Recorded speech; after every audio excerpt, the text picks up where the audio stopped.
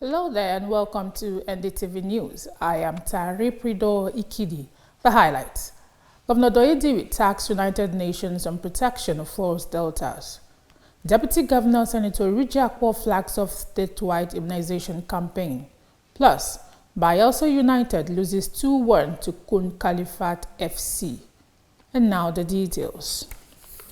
Governor of Bayelsa State, Senator Doyediri, has urged the United Nations to institutionalize the protection of the world's deltas, including Nigeria's Niger Delta, through a convention. The Bayelsa governor, who stated this, noted that the increasing threats from erosion, pollution, and flooding shrink salt mesas and mangroves.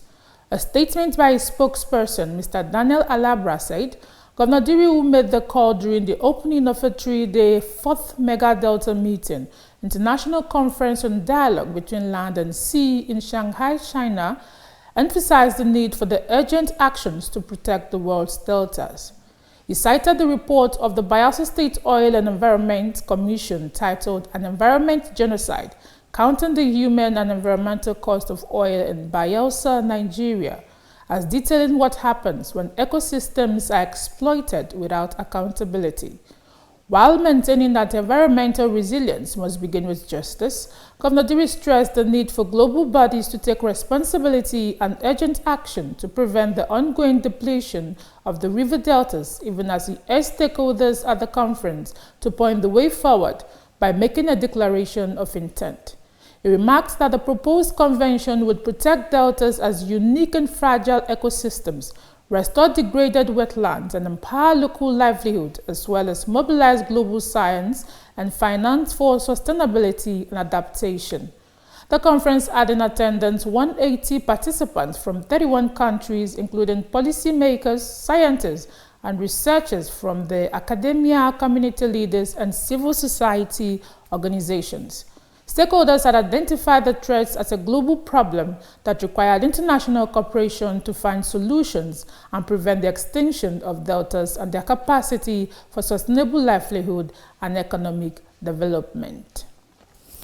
Bayelsa State Deputy Governor Senator Lawrence Rijakwo has advised parents to present their children and wards for the statewide immunization program, especially vaccination against the human papillomavirus HPV.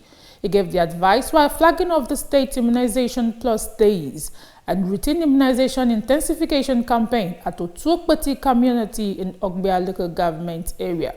Correspondent Nelson Agadi completes the report. As Bayelsa state government flagged off its statewide immunization campaign in Otuokpeti community, Ogbia local government area, through its agency, the Bayelsa State Primary Health Care Board, the Deputy Governor, Senator Lawrence Rijakwo, has advised parents to present their children and ward for immunization against human papillomavirus (HPV). Please try as much as possible to bring these children for the immunization, for the malaria immunization. And again, for our young girls, cancer is ravaging and destroying our women at a very alarming rate, combined as a result of a lot of factors. We also want to encourage you that these children should come out for the HPV vaccine for all the young girls who are. It's on this note that I, on behalf of the governor of Bayelsa State, Senator Doyediri, flag off this immunization plus days campaign in Bayelsa State in Ogbia local government area to the glory of God and well-being of our children through Christ God. The deputy governor, who represented the governor, Senator Doyediri, promised to take the campaign to every nook and crannies of the state. In his presentation, the Honorable Commissioner for Health, Dr. Brizibe, appreciated the state government for prompt response. I cannot forget the leadership that you have given to the primary healthcare space and also immunization of our children. I want to extol you for your extraordinary leadership, most especially in the area of immunization. The Executive Secretary of Primary Healthcare Board, Dr. Williams Wiri Appa, buttressed the state government's agenda. In every local government in Bayelsa, the flag off is going on right now. And I think they should be ending at the same time too, because it's supposed to be a simultaneous event. However, for the leadership of the state, especially the deputy governor, he has decided to move the state's flag off to each local. Last time we had it in Biseni, this time is in Otokotu. Next time we don't know where it will go to, but certainly not Ogbe again, but another LG, to bring this good news to every part of Bayelsa State. Dr. Appa gave the importance of routine vaccination project. This exercise is as significant again in Bayelsa because it is deepening that immunization coverage and route, where all routine immunization vaccines are going to be given out in this campaign for the next 4 days. Whereas we have immunization sessions every week, but then these 4 days is called the routine immunization intensification campaign, so that every child will not, be missed. Every child will be covered and protected. Various representatives ranging from World Health Organization to religion bodies speaks. The high point of the occasion was the proper flag off of the immunization project led by the Deputy Governor, Senator Lawrence Orijakpo. His Excellency, the Deputy Governor, on behalf of the Governor of Bayelsa State, is to perform the demonstration. Present at the event are traditional rulers, international organizations, and other stakeholders. The event came to an end with a group photograph. I'm Nelson Agadi Jr. reporting for NDTV. The Deputy Governor of Bayelsa State, Senator Lawrence Orijakpo, has expressed concern over the proliferation of different Christian organizations in the country, saying the development is a sad pointer to the lack of unity within the body of Christ. Senator Orijakpo stated this when the state's chapter of the Charismatic Bishops' Conference of Nigeria visited Amen Government House in Egoa at the weekend. Correspondent Blessing Agadaga completes the report. The Deputy Governor, Senator Lawrence Orijakpo, maintained that the existence of too many faith groups with divergent goals and objectives does not promote unity but rather weakens the strength of the church. According to him, in present-day Christianity, most believers seem to only offer superficial praises to God, whereas their hearts are far from Him, and therefore making the church to lose its impact and relevance in society. The Deputy Governor, who called for more concerted prayers for the leadership and people of the state, urged the church not to relent in preaching and promoting morality to reduce the crime rate in society and save souls for eternity. While appreciating the Charismatic Bishops' Conference for their untiring efforts in preaching the gospel, Senator Orijakpo assured the group of government's continued support for their programs aimed at edifying the church and uplifting the people. Earlier, the state overseer of the Charismatic Bishops' Conference of Nigeria, Archbishop Kojo Benson Sikbi, had informed that the visit was meant to formally thank the Deputy Governor for supporting them to participate in the 2025 Charismatic Bishops' Conference and Synod in Abuja, and to also brief him on other activities and programs. Blessing Agadaka, NDTV News. As the 2-week warning strike embarked upon by the Academic Staff Union of Universities enters its 7th day, the union has confirmed ongoing negotiations with the federal government's renegotiation team led by Yayale Ahmed. According to ASU, progress is being recorded in 5 of the 7 demands, as Professor Christopher Peuna listed the areas of progress to include the release of third-party deductions, areas of promotions, mainstreaming of earned academic allowance, issues around the confiscation of University of Abuja land, and the victimization of members in Prince Abubakar Audu University, Lagos State University, as well as in the Federal University of Technology, Owerri. ASU President Peuna has said ASU would remain committed to the implementation of the National Executive Council's resolution in respect of the warning strike. Reports say the Nigerian police force deployed tear gas at a crowd of protesters in front of the Hilton Hotel Abuja. The protesters had gathered to condemn the continued incarceration of Mazi Nnamdi Kanu, leader of the indigenous people of Biafra, IPOB. As early as 6:30 a.m., the protesters, made up of clerics, civil servants, activists, and others, had gathered in defiance of earlier police warnings to demand the unconditional release of the detained IPOB leader. The Nigerian Police Force and the Department of State Security had placed their officers on red alert to resist protesters planning to march to the seat of power in Aso Rock Villa on Monday. Organizers of the protest, Omoyele Soworo and human rights lawyer Barrister Eloye Ejimako, have vowed that the protest must go on despite police resistance. Meanwhile, Special Advisor to the President on Information and Strategy, Bayo Nanuga, has criticized one of the Nnamdi Kanu's lawyers, Eloye Ejimako, for joining a protest in Abuja, describing his action as unethical and deserving of sanctions.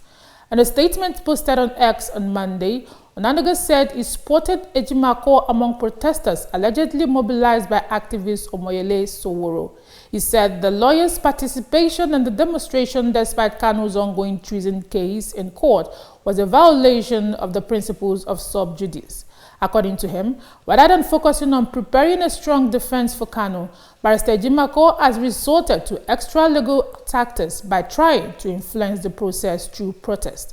Onanuga further stated that Ejimako's conduct called into question his professional ethics and urged legal authorities to consider appropriate disciplinary action against him.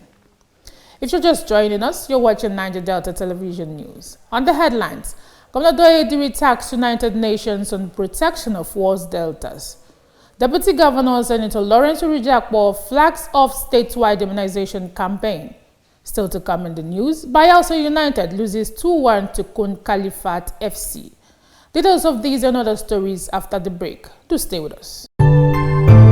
Welcome to Niger Delta Television News and Current Affairs Department at the NS Equally Media Complex here in Yanagua, Bayelsa State. One of NDTV's traditional objectives is to disseminate information with renewed vigor. We build teamwork for accountability, efficiency, and accuracy. Our community reports, eyewitness accounts, current affairs discussions are detailed and competitive. As NDTV reporters, undiluted report is our goal. We gather the news and bring it to you just as it is. Our cameras are poised to get in the story behind the story in an in-depth news report. Our new digital equipment are top-notch with clearer visuals and audio. NDTV is repositioned to serve you better. Join us on the news every day at 7 a.m., 12 p.m. and our major bulletin at 7:30 p.m. on Channel 25 UHF. NDTV, crystallizing the vision. Thanks for staying tuned. The news continues. The federal government on Sunday broke its silence over reports of an alleged failed coup attempt to topple the administration of President Bola Tinubu. Minister of Information and National Orientation, Mohammed Idris, in an interview with the press on Sunday, said the government had faith in the country's military and had no reason to doubt the position of the defense headquarters, which on Saturday dismissed the report of a coup as fake.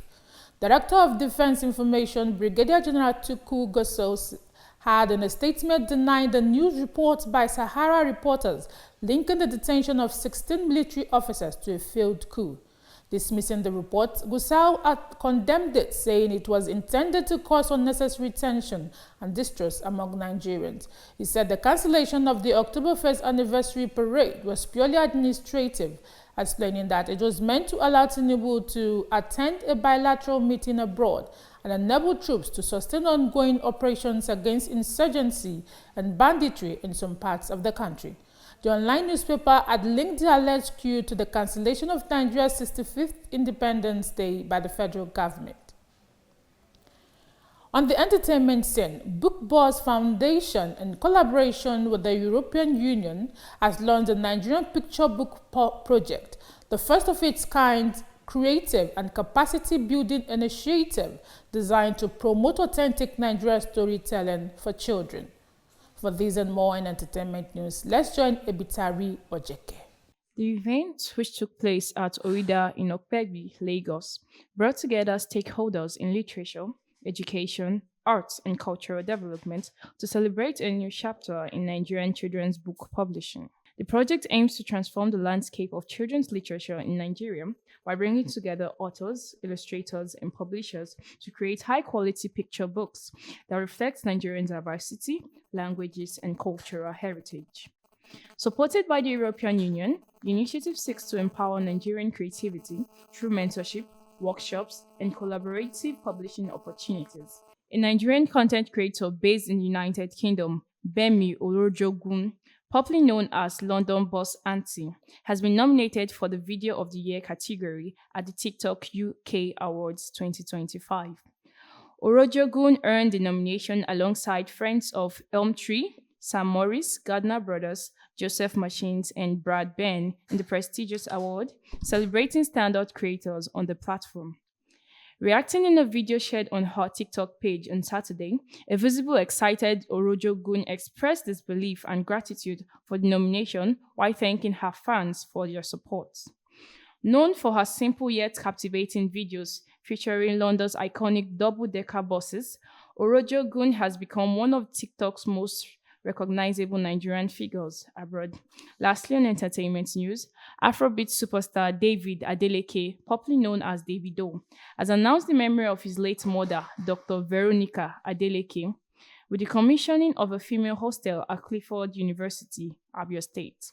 The building named Veronica Imade Adeleke Female Hostel was unveiled during the university's 6th convocation ceremony. Speaking at the event, Davido urged graduating students to live purposeful lives, adding that true greatness is not measured by fame or wealth, but by the lives affected positively. Davido was accompanied by his friend, Cubana Chief Priest, who announced a pledge to support and sponsor the school fees of 50 students. The Vice Chancellor of the university, Professor Chimezie Omenu, commended Davido for his contribution to education and for inspiring young Africans. That's it for entertainment news. I am Ibutari Ojeke, reporting for NDTV Entertainment News. Zimbabwe's ruling ZANU-PF party plans to amend the constitution to extend President Emerson's term by 2 years to 2030, a move opposition politicians have condemned as unlawful. Correspondent Kosi Sochukwuemeka gives details of this report and other foreign stories. Zimbabwe's ruling ZANU-PF party plans to amend the constitution to extend President Emmerson Mnangagwa's term by 2 years to 2030, a move opposition politicians have condemned as unlawful. The proposal, adopted at a party conference late on Saturday, would prolong the 83-year-old president's second 5-year term that was supposed to end in 2028. The resolution came amid succession battle within ZANU-PF, where Mnangagwa's main internal rival, former Army General Constantino Chiwenga, has been accused of treasonous acts. ZANU-PF has ruled the Southern African nation since independence from Britain in 1980 and holds a commanding majority in parliament as the government tries to rebuild a weak economy and reduce creeping debt obligations. Bells rang out across St. Peter's Square on Sunday as Pope Leo XIV created 7 new saints, including the first from Papua New Guinea, killed during the Armenian genocide, and a Venezuelan doctor of the poor, also canonized during the solemn ceremony held under Sunday skies in the vast plaza on World Mission Day, where 3 nuns who devoted their lives to the poor and the sick, and former satanic priest Bartolo Longo, the Italian lawyer born in 1841, later returned to the Catholic faith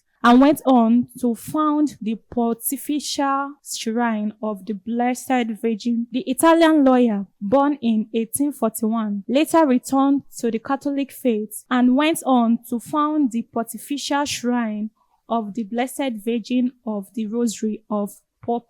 Huge portraits of the 7 were released from windows overlooking the square as Leo, the first U.S. Pope, emerged St. Peter's Basilica, dressed in a ceremonial white cassock and mitre, preceded by white-clad bishops and cardinals. Cardinal Marcelo Semeraro, prefect of the dicastery for the causes of saints, the Vatican department responsible for beatification and canonization, read aloud the profiles of the seven to applause from the crowd. With Pope Leo's recitation of the canonization formula, they were officially declared saints. Canonization is the final step towards sainthood in the Catholic Church following beatification. Ukrainian President Vladimir Zelensky said he would be ready to join Donald Trump and Vladimir Putin at a proposed summit in Hungary if invited. The US and Russian presidents announced on Thursday that they plan to hold talks on the war in Ukraine in Budapest, possibly in the coming weeks. Meanwhile, media reports suggest his White House meeting with Trump on Friday descended into a shouting match with the US side urging Ukraine to accept Russian terms to end the war. Zelensky was gathered during his first press briefing since the talks, but still his comments made it clear that there were large areas of disagreement between the two sides. He described the meeting as frank and said he had told Trump that his main aim was a just peace, not a quick peace. He criticized Hungary as the location of the prospective Trump-Putin talks, saying the country's prime minister, Viktor Orban, could not do anything positive for Ukrainians or even provide a balanced contribution. Kosiso Chukwemeka reporting for NDTV Foreign News. From the ever-busy world of sports, Bayelsa United lost 2-1 at home to newly promoted Kom Caliphate FC on March Day 9 of the Nigerian Premier Football League, despite an emphatic 2-1 win on the road against Rivers United on March Day 8. Sports correspondent Ayemi Miene gives us details of the report and other sports stories. After an impressive performance in Port Harcourt against Rivers United on March the 8th, the Prosperity Boys were hoping to continue in their fine form as they took on newly promoted Kom Caliphate. Both teams had their chances in the first half, but the game remained goalless after 45 minutes. The second half saw Bayelsa United dominate but were unable to break the opposition defense. The visitors then stunned the home crowd in the 53rd minute. Uche Moses converted to give the away team the advantage. Bayelsa United almost responded immediately, but the Caliphate defense was solid. They then went on to get a penalty when a Caliphate defender handled the ball in his own box. It was coolly converted to level the scores 1-1. With Bayelsa United on the ascendancy, the visitors once more launched a long ball forward, three players combining well to give Kom Caliphate their second goal, once again stunning the home crowd. The Prosperity Boys tried all they could to draw the game level but were unable, as their closest chance came from a header by Ogba, who narrowly missed after climbing highest to meet a corner. It was not to be, as the newly promoted side ran to their away supporters to celebrate after 90 minutes after a hard-fought 2-1 away win. Morocco won the Under-20 World Cup 2-0 over Argentina on Sunday night in Chile, capping a historic run. Morocco won the World Cup at any age group level for the first time in its history. Yasser Zabiri, who plays in the Portuguese top flight, scored a pair of first-half goals to give Morocco a 2-0 lead at halftime, and that would be all the African side needed. Morocco advanced to the final by defeating South Korea, the United States, and France in the elimination rounds before defeating Argentina in the final to complete an impressive run. They became the only African team to win the Under-20 World Cup since Ghana did in 2009. They handed Argentina its first defeat in this year's tournament as they sought to win their 7th title. Ayemi Miene for NDTV Sport. Senate President Godswill Akpabio has felicitated with former head of state, General Yakubu Gowon, on the 91st birthday celebration. Akpabio, in a congratulatory message on Monday, said Gowon's policy of no victor, no vanquished after the Civil War remained a beacon of hope and national healing. He commended Gowon's efforts in keeping Nigeria one in and out of power, stressing that history could be kind to him. Akpabio said Gowon's legacy as a statesman and a unifier has served as an inspiration to generations of leaders. And that's the package for today. But before we go, a quick look at the highlights. Governor of Bayelsa State, Senator Doye Diri, has urged the United Nations to institutionalize the protection of the world's deltas, including Nigeria's Niger Delta, through a convention. We also brought to you a report that Bayelsa State Deputy Governor, Senator Lawrence Erujakpo, has advised parents to present their children and wards for the statewide immunization program, especially vaccination against the human papilloma virus. And finally, Bayelsa United lost 2-1 at home to newly promoted Kanu Califat FC on March the 9th of the Nigerian Premier Football League, despite an emphatic 2-1 win on the road against Rivers United on March the 8th. Thanks for watching. I am Tari Prido Ikidi. Bye for now.